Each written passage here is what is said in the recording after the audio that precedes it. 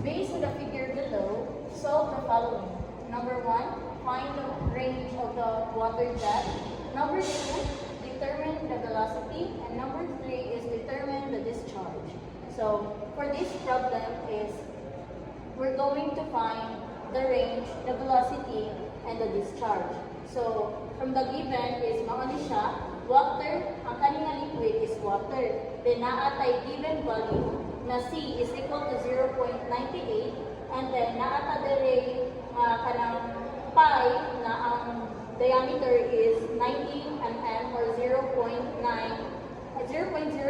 meter. And then from the by the way, this is a reservoir. So ang reservoir from the ground is naa siya distance na 2.4 and from the reservoir, from the ground to the kanang pipe is 0.8 plus 2.4 so equals to 3.2. So for this problem is the formula would be R is equal to velocity times time. Second is S is equal to initial velocity times time plus 1/2 times gravity times time squared. And then the third one is the final velocity squared is equal to initial velocity squared minus 2 times gravity times S. And then lastly is for the discharge is Q is equal to CA square root of 2GA. For number 1 is find the range. So before ta mo solve ani since kung atong tan-awon is ang ano niya is duha which is wala tay value ni final velocity and wala sa tay value ni time. So mag-proceed sa tani velocity or to solve velocity since nakakita ka nga usa ra iyang unknown or makakita ka tag line away. So for finding velocity is we use ka sa S is equal to initial velocity times time plus 1/2 g times t squared. So kung makita na to diri ang water is naka-steady ra, i-assume nato na naka-steady ra ang water so ang initial velocity nato ug ang time is 0. Kay 0 times time is 0 then plus 1/2 so ara na ta 1/2 times 9.81 then times the unknown is t then squared and then the s is equal to 3.2 like sa akong gi-mention ganina 2.4 plus 0.8 is 3.2. So kung atong i-compute is ang mugawa sa t is 0.808 seconds. And then makuha na nato ang final velocity using this formula. So final velocity squared minus again the initial velocity is 0 kay steady siya is equal to 2gs. So ang vs atong unknown then 2 times 9.81 times 3.2. And para ma-cancel out nato ang square root ni final velocity is ato ra siyang i-squared ang ato ang kanang known value. So i-squared nato ang 2 times 9.81 times 3.2 is equal to, so ang velocity is equal to 7.924 meter per second. And then, so nakakuha na ta sa value sa time and the final velocity, makuha na ta sa range. So ang range, ang formula niya again is final velocity times time. So 7.924 times 0.808 is equal to 6.403 meters. So mo na itong range. And lastly, to solve for the discharge is using the formula Q is equal to CA squared 2GH.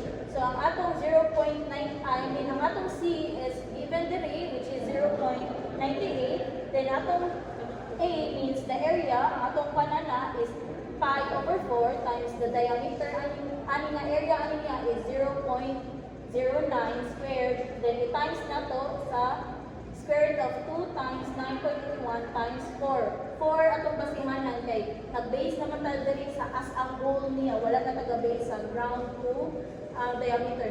As a whole na ta. So 4 siya. Then ang answer ani is Q is equal to 0.55 cubic meter per second. So for the second problem, during a test when a 3M suppressed weir 900 mm high, the head was maintained constant. If 500 mm in 48 seconds and 38,800 liters of water collected, determine the following. A. Solve for the velocity head. B. Solve for the weir factor.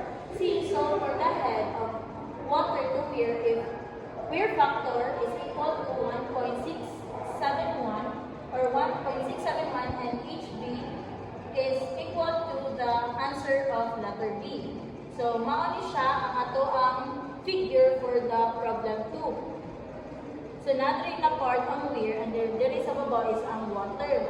Then, the height of water, padong sa weir is 0.5 and then ang height of weir is 0.9 for the total of 1.4.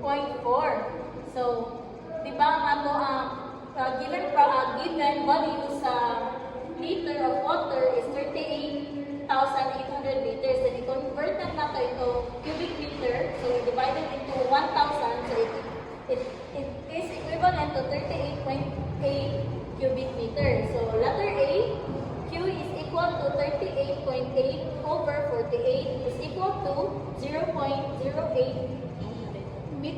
cubic meter per second. Then, ang atong velocity is for the meantime, anon siya, and then mag-proceed sa atong area which is length times width or base times height is equal to 1.4 times 3 is equal to 4.2 meter per second.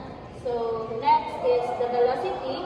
Makuha na natin siya by 0.08 divided by 4.2 is equal to 0.192. Then, makakuha na natin ang ato ang velocity head. So, which is formula sa atong HB or atong head factor is V squared over 2 times G. So, ang atong V, diba, is 0.192. Then, i-square na to. Then, over 2 times 9.21 is equal to 0.00188. So, again, ang atong HB is 0.00188.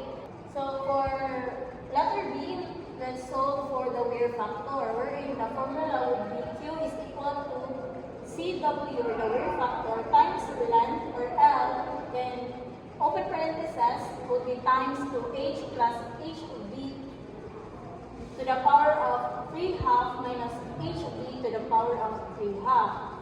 So, di ba, ang atong Q is equal to 38.8 over 48 is equal to 0.808.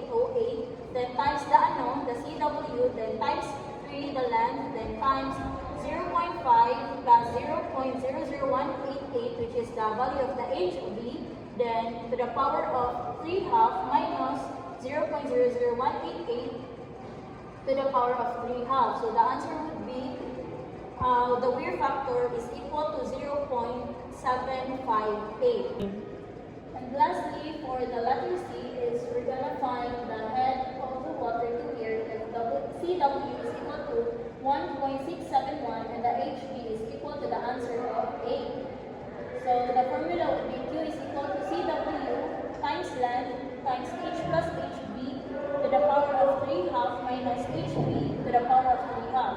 So the Q would be 0.808 is equal to 1.671 times 3 times H, which is the unknown, plus 0.00188 to the power of 3 half minus 0.00188 to the power of 3 half. Then the answer of the H is 0.294 meters. So that's